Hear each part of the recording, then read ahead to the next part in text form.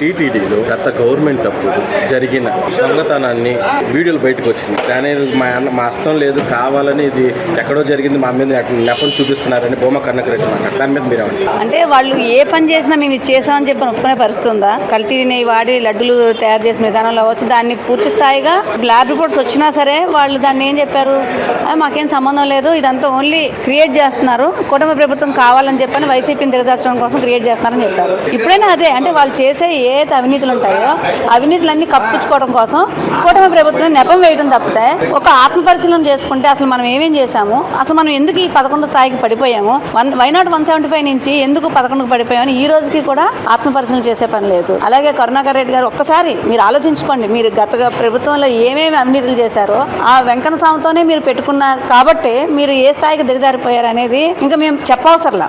చేసిన తప్పుల్ని సమర్థించుకోవడం తప్ప వాళ్ళకి ఇంకా వేరే ఆప్షన్ లేదు. పైగా ప్రజలు కూడా ఎలా ఉన్నారంటే వాళ్ళకి ఏదైతే అసంతృప్తి ఉందో అది ఓటు రూపంగా చూపిస్తారనే దానికి నిదర్శనమే మొన్న 2024 ఎలక్షన్.